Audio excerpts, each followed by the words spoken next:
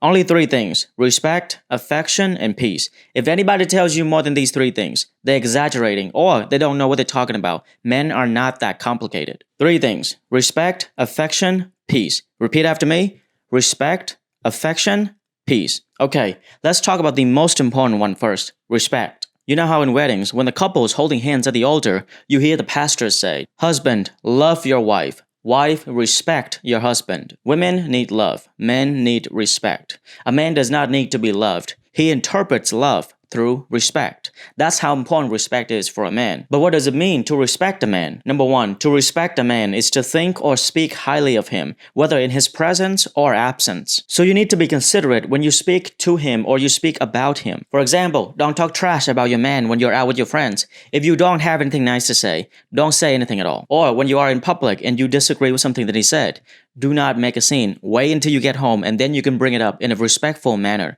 You can say, "Hey, I was uncomfortable about something you said earlier. Can we talk about it?" There's no need to make a scene out in public. If you raise your voice, you call him names, you make fun of him, you belittle him to show everyone who wears the pants in their relationship, to any man, this is extremely disrespectful. Number two, to respect a man is to respect what he values. For example, if he values his family, you need to respect his family. If he values his work, you need to respect his work. If he values his car, don't mess up his car. You don't have to understand his family, his work, or his car. You don't even have to like them, but you need to respect what he values. As a woman, you can only respect your man if you look up to him, you admire him. He has to have a purpose in your life. He has to bring values to your life. With that said, it is extremely important for you to understand that a man's identity is directly linked to his ability to provide and protect. Subconsciously, men define their worth based on the feedback about what they do for others. Men love to take responsibility where it serves their self-esteem to do so.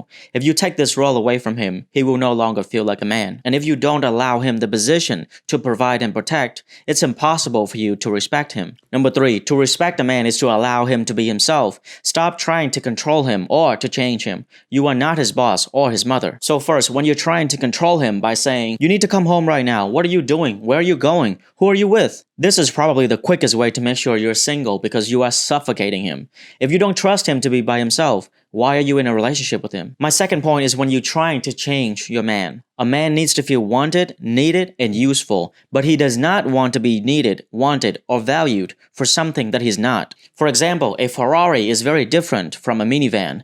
There are certain things that come with a Ferrari, and there are other things that come with a minivan. If you want the things that come with the minivan, don't buy a Ferrari. And if you want the things that come with the Ferrari, don't buy a minivan. And do not try to turn a minivan into a Ferrari or a Ferrari into a minivan. That's not going to work. If you tell your man the only way he can be valued is if he be a certain way, act a certain way, talk a certain way, that's the same thing as you trying to turn a minivan into a Ferrari. This is incompatibility. When you choose to ignore the fact that you're not compatible to begin with, what you tend to do is to criticize him. You're thinking that by constantly criticizing him, you're going to change him, turning a minivan into a Ferrari. It's never going to work. I know that for most women, when you do this, you have your man's best interest at heart. I get that. But you need to understand that for a man, this constitutes disrespect when you're trying to control him or to change him to something he's not. Number two, affection. For a man, a very important aspect of affection is sex.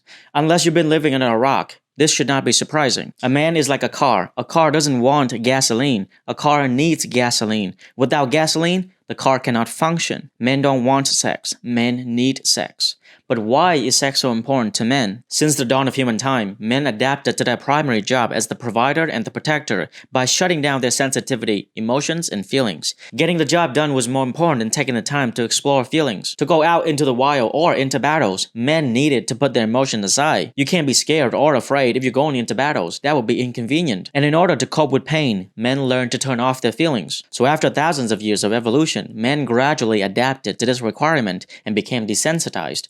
This is why men are less emotional compared to women. And this is also the reason why men feel loved when they're engaged in physical intimacy. That's the opportunity for them to feel, to express, to connect. I'm not sure if you've heard of it before, but men need sex in order to feel love, and women need to feel loved in order to want sex. So for a woman, she needs to feel like there's an emotional connection before she can engage in physical intimacy. But for a man, he needs physical intimacy in order to feel emotionally connected. Now you might be asking, in a committed relationship, how often should you have sex with your man? I'll give you the scientific answer. For the average, normal, healthy man in his mid-20s or early 30s, There's an accumulation of semen that needs to be released every 72 hours. Of course, there are many exceptions to this, and age will be a big factor as well, but for the most part, I say that he needs to have sex at least once every 3 days to stay healthy. But if you want to do it more than once every 3 days, I don't think he's going to complain. So sex is obviously very important to men, but another aspect of affection is non-sexual. For example, hugging. Every time you see him, give him a hug, or hug him from behind, grabbing his arm while you're walking down the street, resting your head on his shoulder while you're watching TV, or even better, put your legs on him while you're watching TV. Physical touch is how you show a man affection. Number 3, peace. When I say peace, I mean peace of mind. So first, you need to understand that men are extremely direct. A man does not want to be in the position where he has to guess or assume what you want him to do. You will give him peace of mind by being direct with him. So from your end, if you keep going on and on about something and you don't get to the point, you're going to lose him. The best way to communicate with a man is to be straightforward. I know it's hard for women to fully understand this because you're not programmed to be straightforward.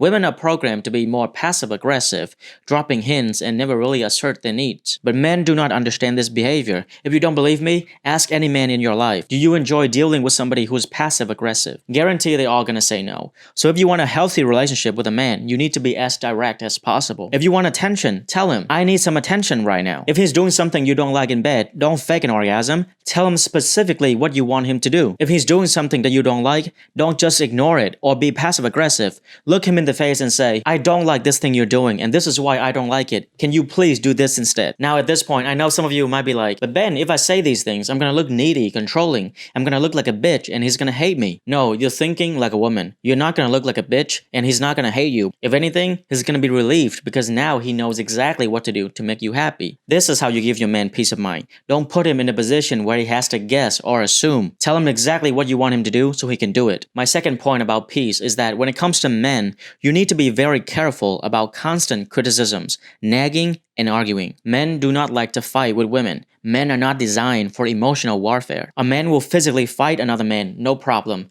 But men are not adapted to emotionally fight with women. With that said, no man wants to come home from a long day at work to hear you complaining and nagging him even more. You are sucking the life out of him. If coming home to you is coming home to yet another argument, then he's not going to want to come home. He's not going to want to be with you. When a man comes home to somebody who's going to shout at him, complaining, nagging, why didn't you take the trash out last night? How come your shoes are everywhere? Did you clean the garage? Can you please take the dogs out? Stop. Just stop. You need to know when to bring up these issues, but right when he gets home from a long day at work, that's not the time. Give him a break. Ask him how his day was. Is he hungry? Make him some food.